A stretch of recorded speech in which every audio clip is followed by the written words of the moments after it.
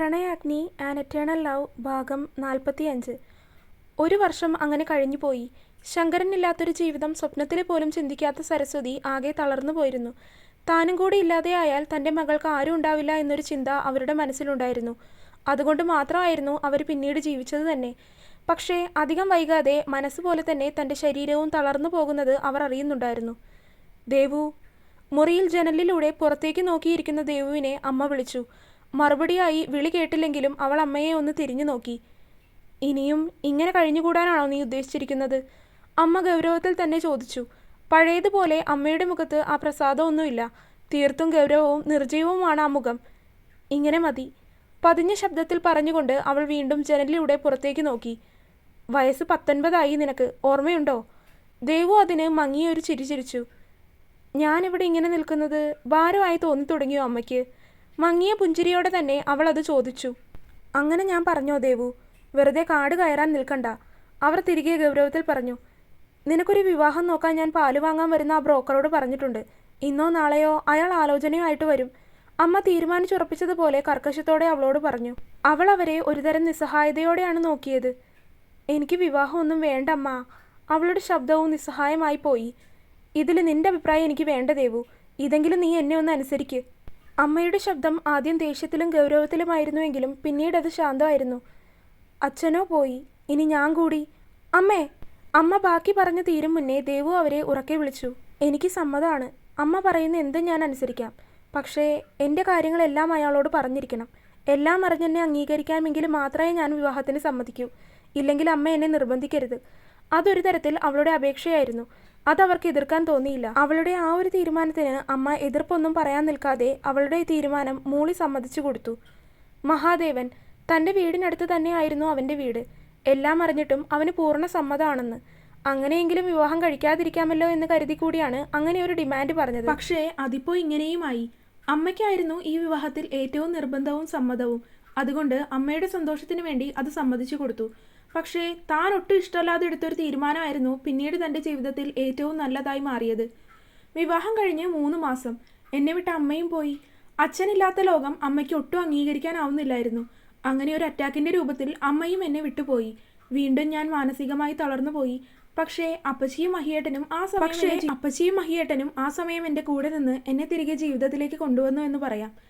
ദേവു പറഞ്ഞു നിർത്തുമ്പോൾ അവളുടെ ഉള്ളിൽ കടലോളം സങ്കടം തിങ്ങി നിറഞ്ഞിരുന്നു. ദേവുവിൻ്റെ മിഴികൾ നിറഞ്ഞിരുന്നു. എങ്കിലും അവൾ അത് ഒതുക്കി നിർത്താനായി മുഖത്ത് ഒരു പുഞ്ചിരി എടുത്തണിഞ്ഞു. സോനയെ നോക്കുമ്പോൾ അവളുടെ മിഴികൾ ദാ കലങ്ങിയിരിക്കുന്നു. പുറത്തേക്ക് ഒഴുകുന്ന മിഴിനീർ തുള്ളികൾ ടവല് കൊണ്ട് ഒപ്പുന്നതാണ് ദേവു കാണുന്നത്. നീ എന്തിനാ കരയുന്നത്? തൻ്റെ സങ്കടം ഉള്ളിൽ ഒതുക്കിക്കൊണ്ട് അവൾ ചോദിച്ചു. പോടി, ഇത്രയൊക്കെ ഉണ്ടായിട്ട് ഇതെല്ലാം നീ എന്തിനാണ് ഇങ്ങനെ ഉള്ളിൽ ഒതുക്കി വേദനിച്ച് നടന്നത്? എന്നോടെങ്കിലും ഒന്ന് തുറന്നു പറയാമായിരുന്നില്ലേ നിനക്ക്? സോന ചോദിച്ചതും ദേവു ഒന്ന് പുഞ്ചിരിച്ചു. നിന്റെ ജീവിതത്തിൽ ഇത്രയൊക്കെ ഉണ്ടായിട്ടും നിന്നെ ഈ തരത്തിൽ മാറ്റിയെടുക്കാൻ കഴിഞ്ഞിട്ടുണ്ടെങ്കിൽ നിന്റെ മഹിയേട്ടൻ ശരിക്കും ഒരു സംഭവം തന്നെയാണ് ദേവു. അങ്ങേരെ കിട്ടിയത് തന്നെ നിന്റെ ഭാഗ്യമാണ്. സോന അത് മാത്രമാണ് പറഞ്ഞത്. ദേവു ഒന്ന് പുഞ്ചിരിച്ചു നാണത്തോടെ. അവൻ്റെ ഓർമ്മയിൽ തന്നെ അവൾ പൂത്തുലഞ്ഞു പോയി. എന്നാലും ഈ ആരതി ഇപ്പോൾ എങ്ങനെ ഇവിടെ വന്നു? അതാണ് എനിക്ക് മനസ്സിലാവാത്തൊരു കാര്യം. കുറച്ചു നേരം ഒന്ന് ആലോചിച്ചുകൊണ്ട് സോന പറഞ്ഞു. എന്തായാലും ഞാൻ വലിയ മൈൻഡൊന്നും കൊടുക്കാൻ പോകുന്നില്ല. എന്നെ പഠിപ്പിക്കുന്ന ഒരു ടീച്ചർ, അത്ര തന്നെ. അതിൽ കൂടുതൽ ബന്ധമൊന്നും എനിക്ക് വേണമെന്ന് തോന്നുന്നില്ല. കാരണം അവരുടെ ചേട്ടനെക്കുറിച്ച് അവൾക്ക് അറിവില്ലാതിരുന്നിട്ടല്ല. ഒരു വാക്കുകൊണ്ട് പോലും അയാളെക്കുറിച്ചുള്ള കാര്യങ്ങൾ എന്നോട് അവർ പറഞ്ഞില്ല. ഒന്നുമില്ലെങ്കിലും എല്ലാ ദിവസവും എല്ലാ കാര്യങ്ങളും പറയുന്നവരല്ലേ.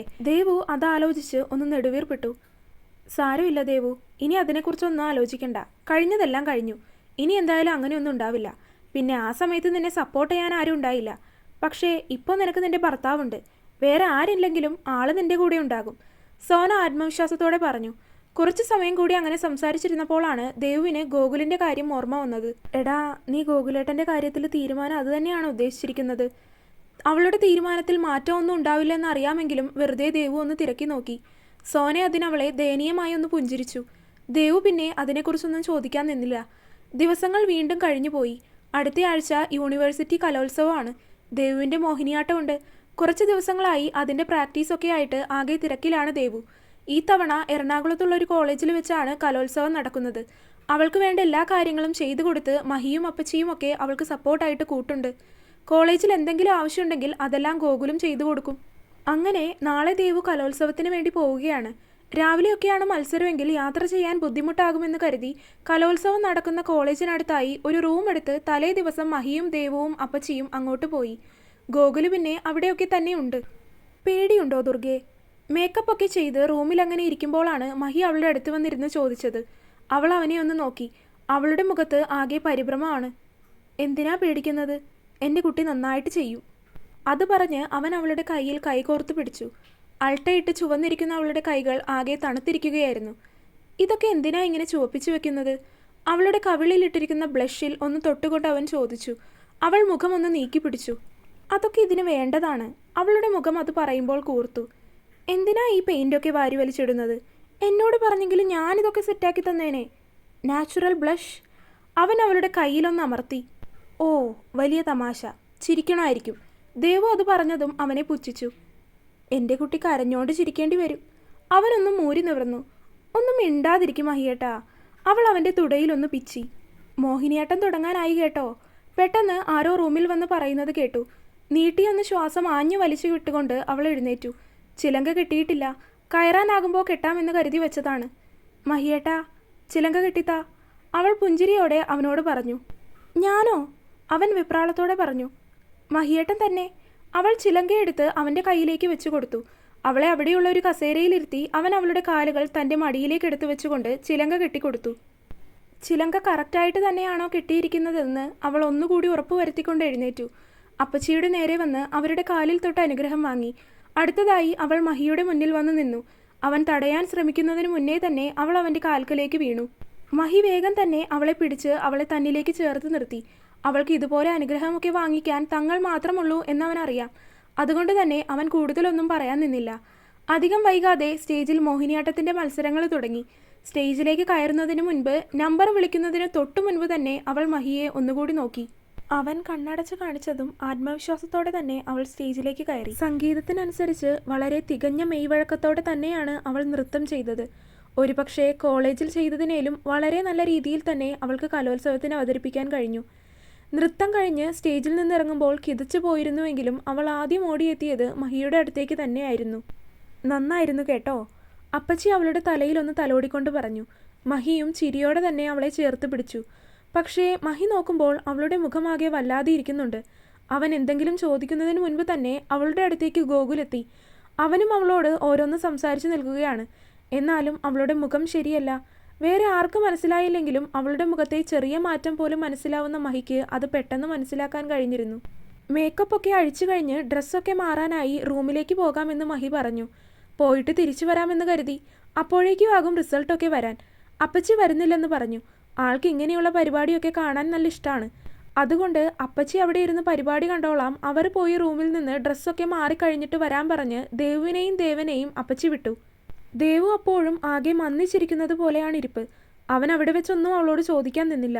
റൂമിലെത്തി അകത്തേക്ക് കയറി വാതിലടച്ച് തിരിഞ്ഞതും അവൾ അവനെ മുറുക്കി കെട്ടിപ്പിടിച്ചു. അവനാണെങ്കിൽ പെട്ടെന്ന് അവൾക്ക് എന്ത് പറ്റി എന്ന രീതിയിൽ അവളെ നോക്കി. എന്തു പറ്റി ദുർഗ? അവൻ അവളുടെ തലയിലൊന്ന് തലോടി. ആൽബിൻ സാർ. അവളുടെ വായിൽ നിന്ന് ആ പേര് കേട്ടതും അവൻ അവളെ തന്നിൽ നിന്ന് അകറ്റി നിർത്തി ഒന്ന് സംശയത്തോടെ നോക്കി. അവനോ? അവനെവിടെ? ഞാൻ ഡാൻസ് ചെയ്യുന്ന സമയം കണ്ടു. അയാൾ അവിടെ ഉണ്ടായിരുന്നു. എന്നെ നോക്കി നിൽക്കുന്നത് ഞാൻ കണ്ടതാണ്. ഭയമുണ്ടായിരുന്നു അവളുടെ ശബ്ദത്തിൽ. കലോത്സവമൊക്കെ അല്ലേ, പല കോളേജിൽ നിന്നുള്ള ടീച്ചേഴ്സൊക്കെ വരില്ലേ, അങ്ങനെ വന്നതായിരിക്കും. അതിനിങ്ങനെ പേടിക്കുന്നത് എന്തിനാ? അവൻ അവളെ സമാധാനിപ്പിച്ചു. ദേവു ആലോചനയോടെ തലയാട്ടി. വാ, വന്ന് ഈ മേക്കപ്പൊക്കെ മാറ്റി പോയൊന്ന് കുളിച്ചിട്ട് വാ.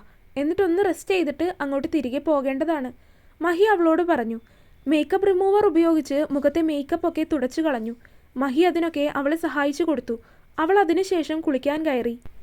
അവൾ വാതിൽ പതിയെ ഒന്ന് തുറന്നു നോക്കി.